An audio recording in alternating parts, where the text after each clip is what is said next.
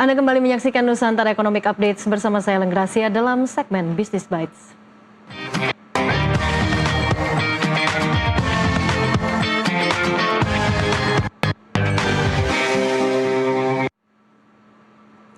Pemirsa, Badan Penyelenggara Jaminan Produk Halal atau BPJPH memperkuat koordinasi lintas sektor dengan Kementerian Kesehatan dan Badan POM menjelang pemberlakuan halal pada Oktober 2026. Langkah ini dinilai krusial untuk memastikan implementasi jaminan produk halal berjalan seragam, efektif, dan tidak menghambat aktivitas ekonomi, khususnya pada sektor makanan, minuman, obat, dan kosmetik. Kepala BPJPH Ahmad Haikal Hasan menegaskan, ketentuan wajib halal tidak mengalami perpanjangan waktu maupun penundaan. Penguatan sinergi dilakukan melalui rapat koordinasi sosialisasi wajib halal yang digelar 8 hingga 20 Januari 2026 melibatkan kementerian dan lembaga terkait.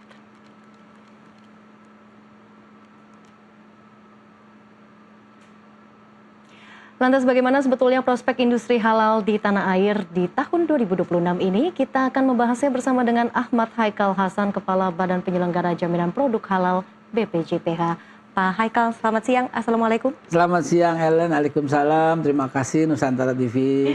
Terima kasih sudah bergabung bersama kami di Nusantara Economic Updates. Pak Haikal, kalau kita melihat kan ini memang di tengah perlambatan ekonomi dan juga ada penyesuaian rantai pasok. Apakah sudah ada dampak dan pengaruhnya terhadap perkembangan industri halal di tahun 2025? Baik, begini. Pertama, terima kasih sekali.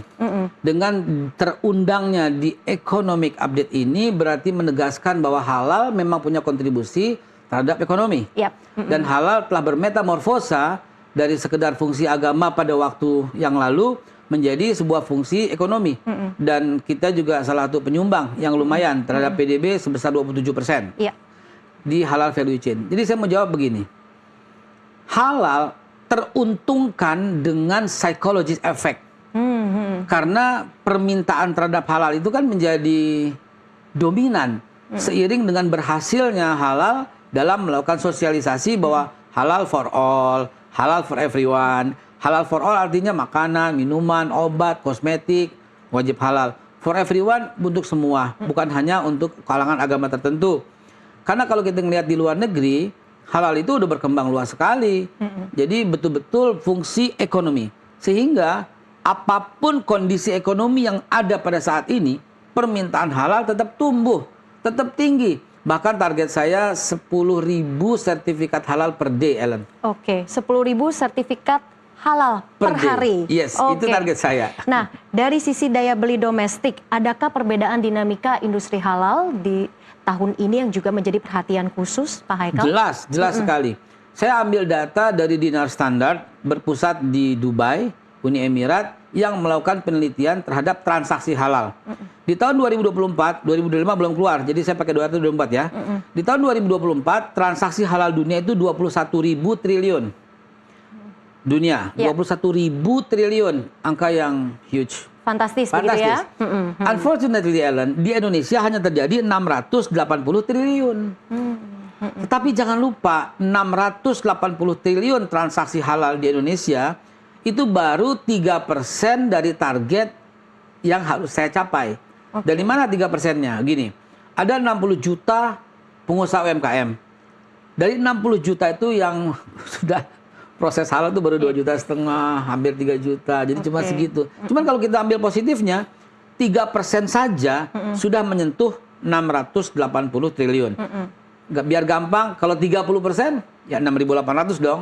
Disitulah signifikannya halal. Jadi masih harus mengejar target, padahal potensinya juga begitu besar ya, Pak Haikal. Saya senang banget diwawancara sama Ellen, pinter. Terima kasih, Pak Haikal. Jadi, kita udah gede nih, tapi target masih, kita terus. Sehingga kontribusi kita terhadap ekonomi itu makin tinggi. Nah, pertanyaan pamungkas saya nih Pak Haikal, strateginya bagaimana nih biar kita bisa kejar target dengan potensi yang begitu huge dan fantastik di industri halal domestik? Mau nggak mau, pesan Presiden Bapak Prabowo Subianto menghilangkan ego sektoral, harus kerjasama.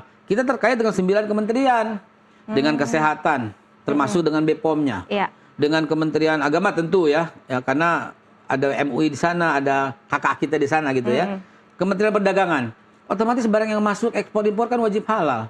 Yang beredar juga wajib halal. Kementerian Pariwisata, wisata halal juga dari kita juga, begitu. Dan apalagi yang belum saya sebut, Kementerian Kesehatan, ekspor impor kita, invest juga harus halal lebih Kementerian dulu. Perdagangan juga ya, Perdagangan gitu ya? juga, pertanian juga, Kementan juga, RPH rumah potong hewan kan di bawah itu, Pemda juga, karena banyak sekali rumah potong hewan yang masih di bawah Pemda, itu kita awasi juga. Jadi pertama regulasi. Menjawab Ellen tadi, apa strateginya? Pertama regulasi. Regulasi sudah saya usulkan ke Komisi 8 DPR RI untuk segera dirubah. Undang-Undang 33 2014. PP 42 2024 itu sudah kami revisi, kami usulkan ke DPR supaya DPR dalam hal ini Komisi 8 bisa segera merubah. Yang kedua, setelah regulasi, kolaborasi. Nah, ini juga melanjutkan pertanyaan tadi kan dari strategi regulasi, kebijakan regulasi yang memang ada digitalisasi juga, ada sosialisasi juga, dan juga kolaborasi. Sejauh ini seperti apa sih kerjasama dan juga komunikasinya secara kolektif, mengingat juga pemberlakuan wajib halal di Oktober 2026 nanti? Salah satunya sekarang sedang berlangsung diantar kedeputian di 9 kementerian tadi.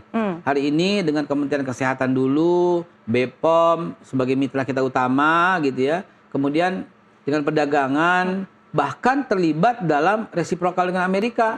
Karena Amerika sangat concern dengan halal. For your info, Ellen, Amerika sendiri sebenarnya lebih aware dengan halal karena sejak tahun 74 loh. Kita kan baru 2024 gitu ya. Dia tahun 74, tahun 75 udah berdiri tuh. Yang namanya lembaga-lembaga halal di Amerika. Begitu juga Malaysia dan China. Jadi ya mulai sekarang sampai dengan Oktober kita ada jadwal. Sampai Ellen, sampai ke pasar-pasar dengan Kemendak sudah ada jadwalnya. Ada 1610 pasar. 1610 pasar termasuk mal-mal kita udah jadwalkan sampai dengan Oktober. Itu dengan Kemendak. Untuk ke pariwisata kita jadwalkan ke 6.000 desa untuk kita buat desa yang halal wisata sehingga banyak tujuan destinasi untuk meningkatkan pariwisata. Jadi semua kita udah jadwalnya rapi sampai akhir. Jadi masih banyak PR halal dengan beberapa kementerian. Ini menarik sekali tadi Pak Haikal kan sempat mention bahwa memang kan kita negosiasi tarif dagang antara pemerintah dan juga pemerintah Amerika Serikat kan masih berjalan. Adakah mungkin informasi terkini terkait dengan untuk kalau prospek industri halal? Kalau halal dan Sudah? I guarantee you, karena saya sendiri yang datang ke Amerika, saya diskusi dengan USDR, United States Drug and Agriculture, juga ada perwakilan USDR, trade-nya. Saya jelaskan apa itu halal dan mereka sangat menerima, sudah comply. Saya nyatakan ini di forum internasional, di forum nasional yang juga internasional, saya nyatakan dengan halal tidak ada lagi isu. Kami sudah selesaikan perdebatan itu, perundingan itu, bahwa Amerika sangat patuh, sangat comply dengan halal standar dunia yang dimonitori oleh OKI, Organisasi Konferensi Islam. Sehingga kita tinggal golden shake hand aja dengan mereka. Tinggal golden shake hand, all clear, all good begitu ya? All clear, all good. All clear, all good. Khusus hanya halal ya, untuk yang halal. All clean, all good. Baik. Pak Haikal, ini menarik sekali, dialog juga akan semakin menarik. Tapi kita harus jeda terlebih dahulu. Pemirsa, Nusantara Economic Update akan kembali sesaat lagi.